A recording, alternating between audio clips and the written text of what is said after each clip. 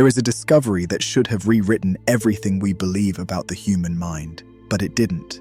Not because the science was weak, and not because the evidence was missing, but because what it pointed to was older, stranger, and far more powerful than anyone wanted to admit. Hidden inside ancient manuscripts, encoded in mystical poetry, and buried beneath thousands of years of spiritual symbolism, there exists a blueprint, a code, one that describes 5 mental shifts capable of unlocking a higher level of consciousness, a level modern neuroscience is only beginning to understand. And here's the part that challenges everything we've been told.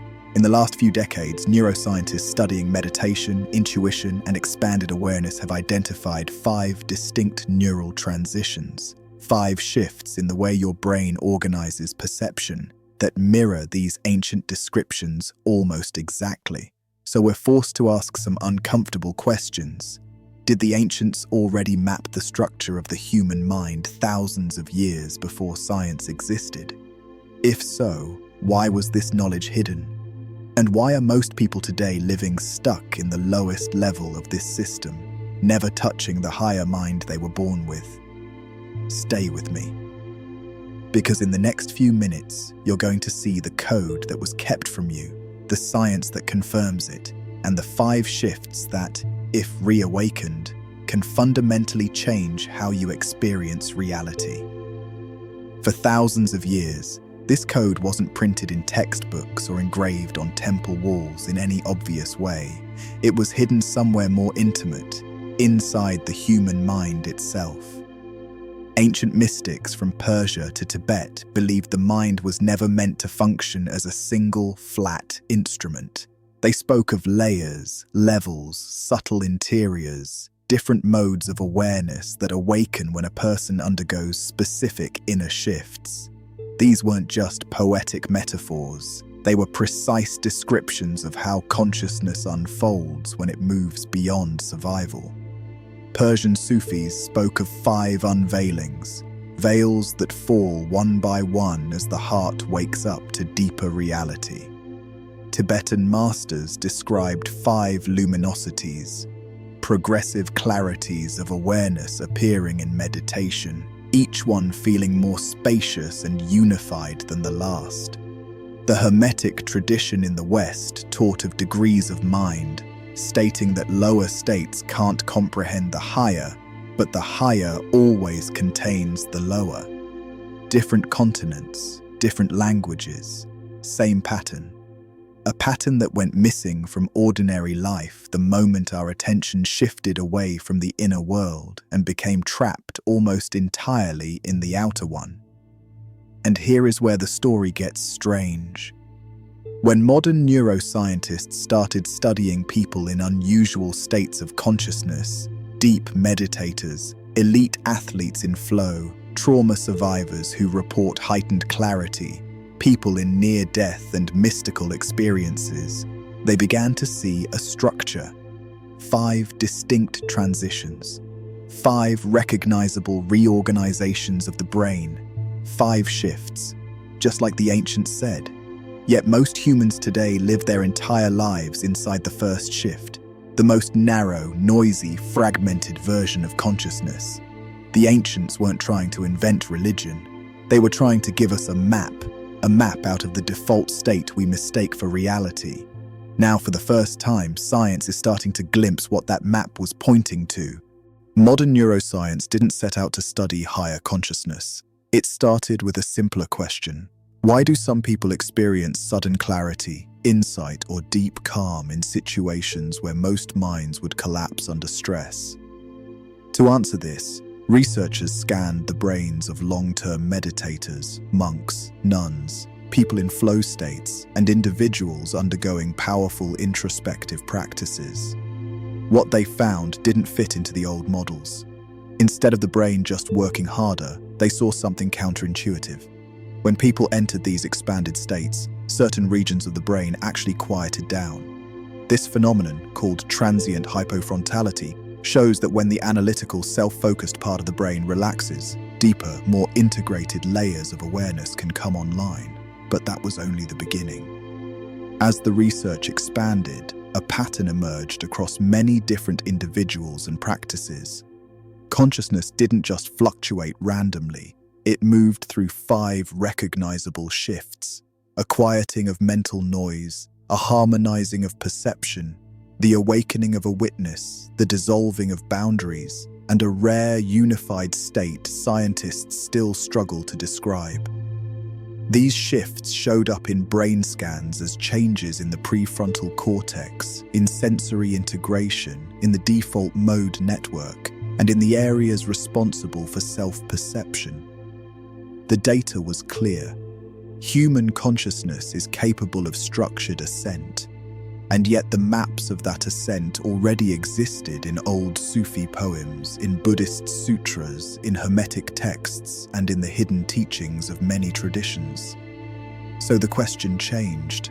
It was no longer, are mystics making this up? It became, how did they know? And maybe more urgently, why did we stop listening? Long before anyone could measure neural oscillations or name brain networks, ancient seekers explored the only lab they had access to, the lab of their own consciousness.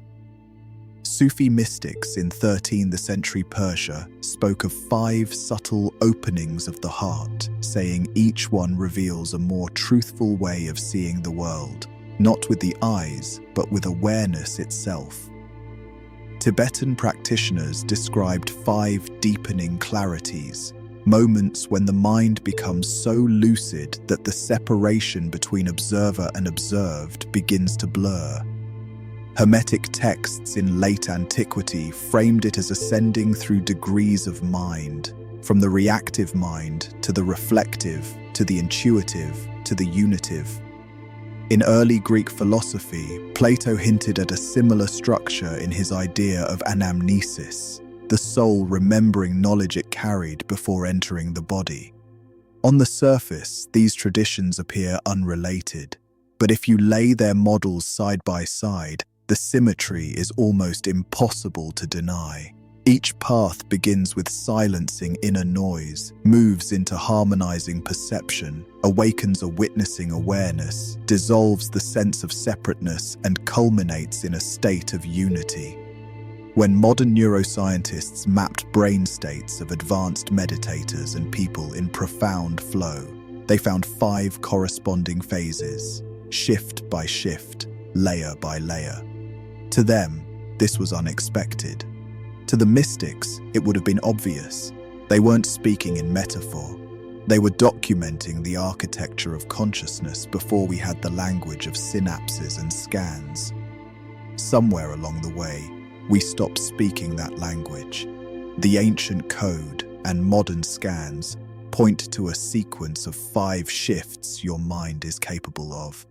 These are not abstract ideas. They are real changes in how awareness organizes experience. Let's walk through them slowly. Shift 1. Quieting the noise. Most of the time, your mind produces a constant stream of micro-thoughts, worry, comparison, replaying past conversations, imagining future problems, commenting on everything you see. This mental noise is so constant that most people confuse it with me. Mystics called this the lower self or the chattering ego. Neuroscientists call it baseline cortical activity. But during the first shift, this noise begins to soften, not because you force it away, but because attention stops feeding it. This shows up as reduced hyperactivity in regions of the prefrontal cortex and more stable patterns in attention networks. Subjectively, it feels like this. Thoughts slow down, silence appears between them, and for the first time you notice there is something still and quiet beneath the surface. One Sufi line describes it like this: when the tongue of the mind falls silent, the ear of the heart begins to hear. This is not enlightenment, it's an entry point, a doorway. But without this first shift, none of the others can stabilize. Shift 2. Harmonizing perception. In ordinary consciousness, your senses operate like separate channels. You see something, hear something, feel something, think something, and your mind stitches it together into a rough story. But in the second shift, something subtle changes. Sensory processing begins to synchronize.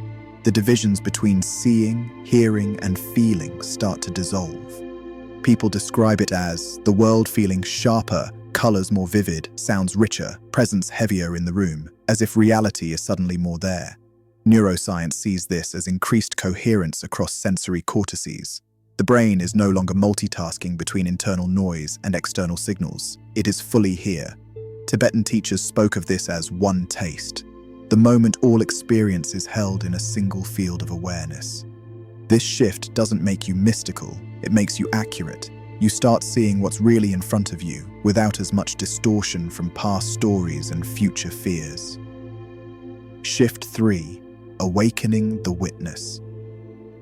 This is where consciousness changes in a way most people never experience for long. In the third shift, a deeper layer of awareness awakens, a you behind the usual you. Thoughts still arise, emotions still move, but something in you is only observing, not suppressing, not analyzing, just watching with steady clarity. Neuroscientists see this as increased communication between the default mode network, the system that builds your sense of self, and the salience network, the system that tracks what matters. Instead of being inside every thought, awareness steps slightly back and sees the entire landscape at once. Mystics called this the witness, the seer, the eye that looks at everything yet remains untouched.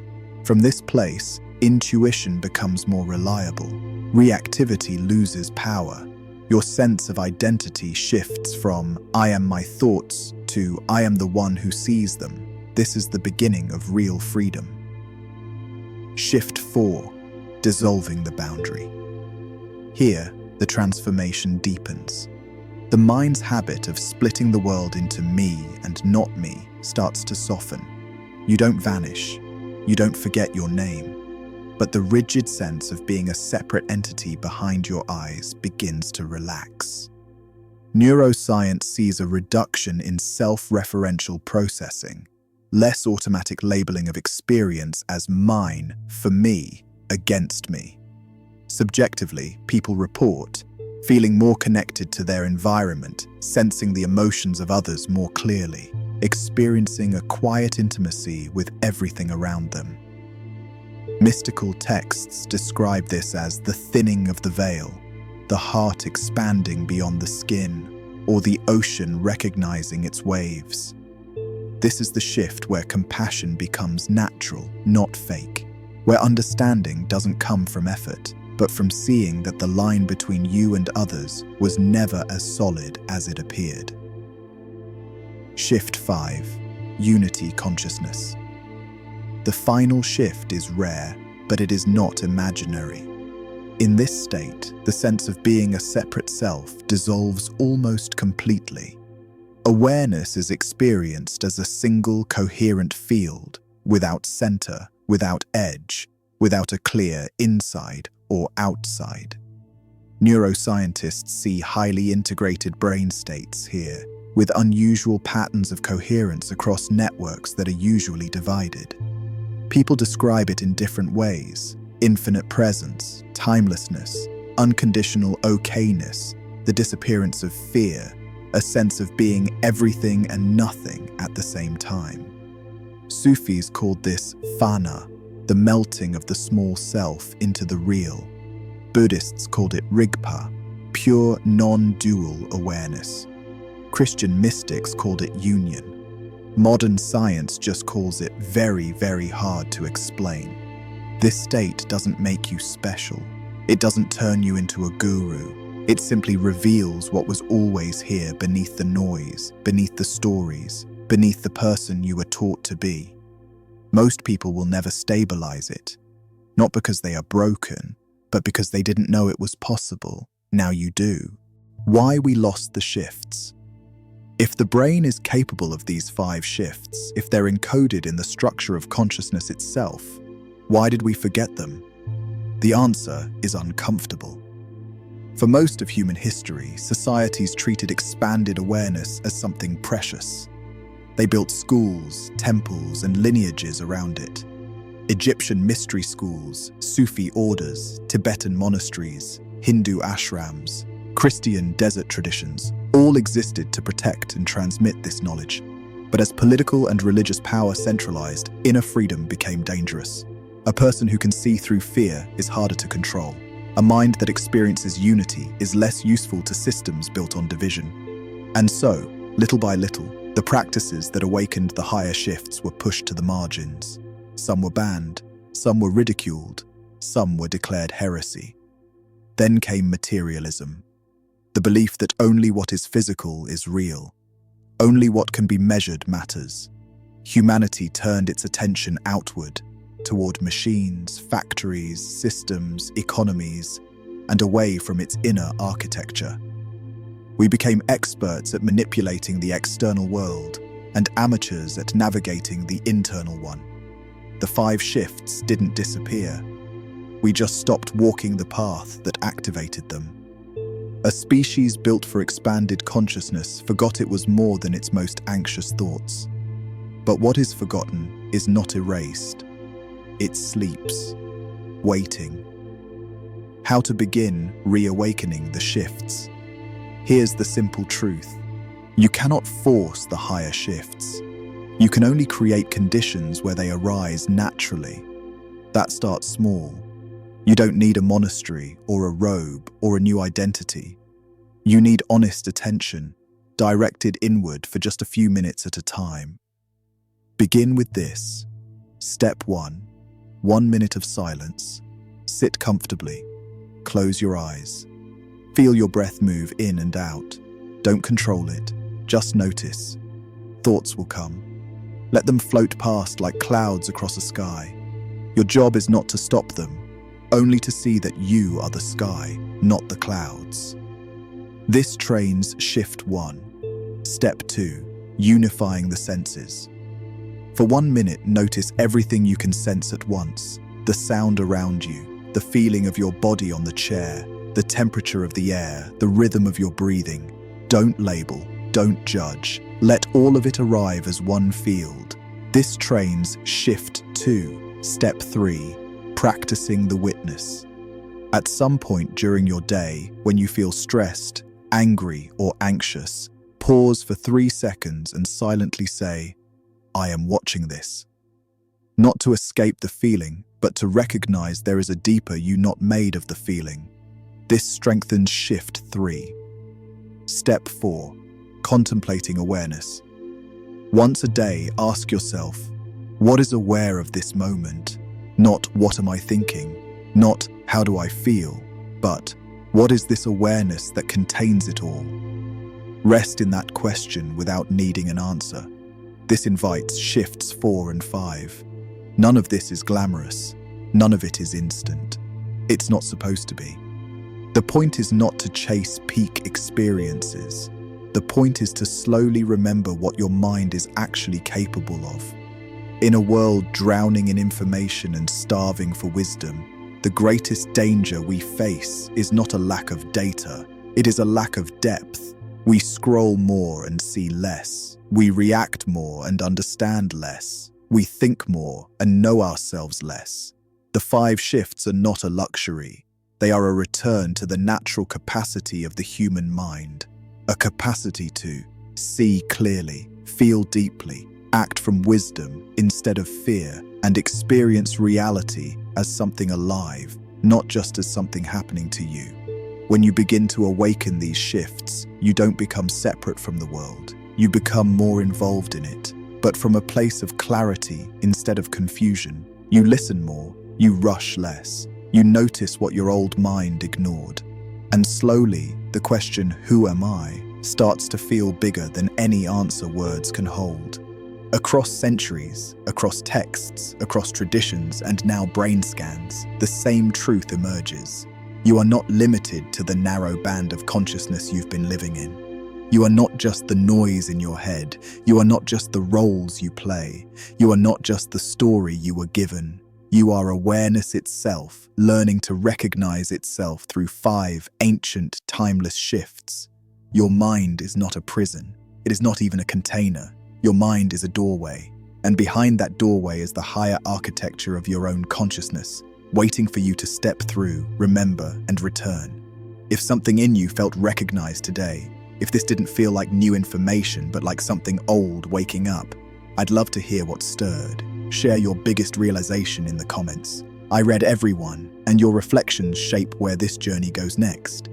And if you're ready to keep exploring the space where ancient wisdom meets modern science, you know where to find me.